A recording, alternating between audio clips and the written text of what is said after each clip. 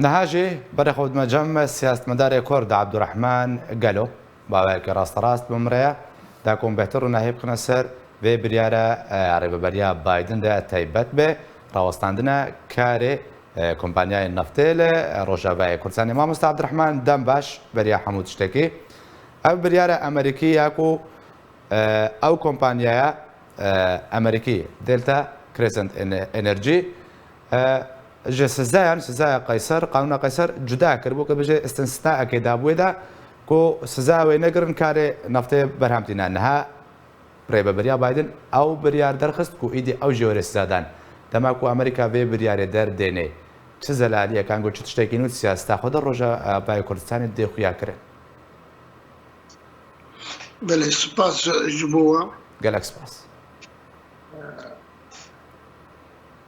گاوین امریکی وقتی کوتن آویتن روش بروش پروژه و دیار دب یعنی خطن پحن جی پروژه امریکی لدوره بتایبتی لسوریا و عراقی روش بروش زنکتر دبن نیزکتر دبن یعنی وقتی کو ترامپ دگو ام جبو نفته مانه لور هنگی وی دزانيب ومجي دزانيب ومنفيسي جي هنجي نقول نفتا وي او دولات ترام دبيجي او نفتا وجبو من حمو تيرا امريكا خلفو وامريكا جبو نفتي مع الولد تيرا بلكي امريكا جيش امريكي يك ساعتين يعني امريكا جبر نفتا ديرا زوريان نفتا ميلاني لا من الشروق نتشروق كان نفتيا حبونا امريكي جريدايا ببروجي استراتيجية أو بروجي دو دريشة عملية زيدو جصالية هنا ناخذن اللي في بابتي جهداري بكين يعني جتي بجهن أف راستيا كأف راستيا دبي بيجوتن وقتي قدامك جارنا مسألة نفتي دي رجيمي يعني دي داعش يعني وقتي قصدي يعني حسدي نفتا أخوات دي داعش بفروش داعش بفروش تركيا شو بفروش سوريا شو بفروش هركس شو يعني وقت يكون امريكا تشعل فجيت جريجويت او مثلا تكتيكينا نا مثلا استراتيجينا يعني وقت يكون ام بدي ولا دبر وقت دبي عفو كيش قانونا قيصر يانجن هاد بيجي عفواوينين ايش قانونا قيصر اما مسائل حمو تكتيكينا وقت دبي نفيج ددن ونفاج ددن قال لك نسبتي مشروع نسبتي بروجي قال لك بيش دو باج دا نادن نا مسألة أساسية لوقتك جارة مرو بخينة دبي مرو بهابرة بخينة يعني مثلا نفطي مثلا اقتصاد مثلا عسكري مثلا سلح أرضي مثلا شنغالي مثلا تطبيقات رابطة جميل بايك وقتي كنت فار حموا بهذا جريدي بخينة تيخوندن يعني وقت اللوحات تمامي تيخوندن أنجي بشكل خوي وقت برفره تيخوندن وإيرو ان وريس اللي قردنا ان رجيم السوري تانك دبي اف دولتين داقي كان يكون بي كي كي بكارتين او دولت وقت دبي دي كيفن هناك كده لوان تانك دبر دليل لوان تانك دبي وقت دليل لوان تانك دبي مجبور شبكن ادوات اخوات تحريك بكن وان ادوات التحريك بكن جيبوا لهمبري الهمبري بروجي امريكي راوستن لقل خلافاتي ولقل دجبريه وان لقل هاجر ايران هاجر تركيا لقل حم خلافاتي واللي هل طرف وحمي اطرافي او اطرافي الوقت دبي للسنه دوزا قال كرد متفق حمو بهفره متفق في بازار ده او جزارن كو بروجي امريكي ايرو دي منطقه ده سوريا والعراقي نلقوري داخواز ونلقوري وقت دبي ديتنو داخوازن تركيا وايران وبين مشاندن جبولو او جي هولي خوي بدن جبو نهل نهر السري بمساله نفطيه اجر عفو كريان عفو نكر المسائل تكتيكينها يعني بازار امجي باشا ما مست عبد الرحمن انها برسك دفردها تقولكو امريكا نغماي نفطة غماي بروجاوية او بروجا امريكي او خطين بحن يعني بروجا امريكي روجهالاتي چمه فراتي من بحث بكن دوي چارچوي ده او خطين بحن چنكو زلال بنا سياسة امريكي ده امريكا انها بەvê biryarê çi daxuya kirin؟ وقتی کو بری چند روزا فعل حقیقی تقینه چه بو گلکا اوه گلکا گو فتنکا و دنابرام ناوه چیه بکات دوره دو ومندان يعني چروک نیولا گوتن بخوا نفتنا بو اوجي مشروع بو امريكا بقصدت شغله خواه قصدت كي او شيء نابي بلكي انها هنا نزيك ببينه مربع الامني او القامش لو جبي طنقاي اللي بكي يعني بين هيلي وكخوا يعني امريكا اريه دي دمشي وقت بين لي دمشي دي بروجا خدا دمشي بلكي والنوكي ما بعجله دمشي لي وقت بإرادة عسكري لسر عرضي وبيخي دستي قصديدا او قصداك نا او قصداك جميل بايك دي بيجي قصداك امريكا خرب فصلين في شغل خوابكي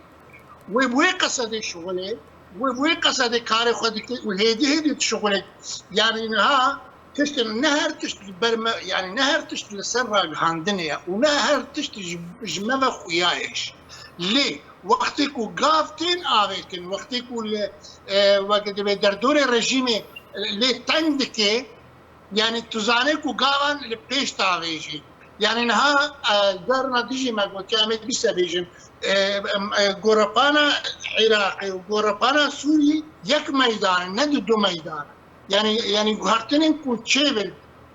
للشنقالي يعني قهرتنين كو تشيبن لقامش لو بحفظة قريداينا جبوا ولو وقتكو ام شاف ديريني دكن ام هولداني خواندني دكن ام جارنا ويد خوين جارنا ويد خوين ام هردو ام وقت بي حمود ويرا بهذا قريد جبوا بي خواندن باش مامۆستا عەبدوڕەحمان me bên ev biryara Amerîkî piştî wê hat herçenda hêştan bi eşkere belav nebûwe lê malpera Monîtor li ser zarê jêderekê bibarpêkirî belav kiriye ev e ku biryara neftê Cemîl Bayik her duh yani tekezîr ser hebûna PKK bi hezaran çekdarên PKK Rojavayê Kurdistanê kir tekezîr ser wê kir û kes nikarê wa derxê ji Rojavayê Kurdistanê tu aliyek jî nikarê wa derxê yani divir di dema ku Cemîl Bayik vê dema ha devan corên lêdwanan dê tekezîr ser hebûna PKK Rojavayê Kurdistanê ku dibêje desalatdariya wê tê watê ku desalatdariya Rojavayê Kurdistanê destê PKK de ye li aliyekî ku Amerîka hewl dide dest pêdê ji PKK qutbekê ev biryara ha em çi peywendiya wa lêdwanan û vê biryara Amerîkî peve heye همو بهذا قريدايا جميل بايك التوقيت كده عند دم كده فان لدوان خد بيجي التوقيت كو وقت به هولدان امريكي كو مالا كردي لهفتين يعني او الدجي وقت به الدجي ويد راوستي جيبوكو هل هو شنفي فان هولدان امريكي هل هو شنو ابا جالي كده الآلية دي تشروكا PKK لسوريا يعني كردستان سوريا PKK الدير زوريا نل كردستان سوريا PKK الرقة نل كردستان سوريا بحق خد شغلي بفراد شغلي او موضوع كديا يعني وقت ببازارك دي لمسألة PKK دكتور آخر كردستان سوري لرجعاوي كردستاني او جهة مناقشة ما او جهة بابتا ما جميل بايك جديري درناك بجرق قدرناك او مشكله جميل بايك بتشوف شغلي او مشكله ويا وقت نشغل ما ليه وجميل بايك اللي قام شنو الشغل ما جميل بايك بامر شار دولة داير كرين كردستان شغلي يعني جميل بايك وكيلي قنديل وكيلي شار دولة داير كرين كردستان يعني بامر الشيرة واند شغلي لسر اخر رجعاوي كردستاني جميل بايك راسته او راسته بيجي يعني وي محاوله بكي نذر كذا وقت وي قالك محاوله جبر جميل بايك نزعيفه قنديل نزعيفه PKK نزعيفه بمليار دولار وقت بالبنوك اوروبا دا كوم دكي 1 مليار كار دكي يعني 4 دولت بيشديريا وي تنظيم يعني بنفس الجبولو وكبري ما قوتي امي دوسا تكرار بكنو امي بيجن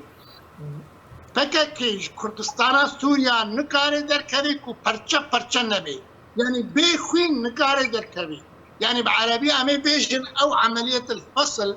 أو جدابون نابي وبتمزق ببلين ببرشبون ببرتوازي جرد بيجن برتوازي عين ببرتوازي دركبي يعني أمي ضريباوي جبد أو ضريبا برشبونا إيرو مهمة هركسيا كوزة اجا قنديل راج جميل بايك راج حزب جميل بايك راج جا اخا كردستان سوريا دركا وجا روج اباي كرد چاوا لكردستان باكر قضيه كردي هاتا رواندن لسر دستي فاشيات ترك و تيرورا تككي او جميل باو فان هولدانا دكي دوزا قالك كرد لروجاوای کردستانی ویجی برگینی چهار روان لباکر ویجی لسر دستی دولتا کورا ترکیه و لسر دستی تیرور آخوا دوزا گلی کرد برگینی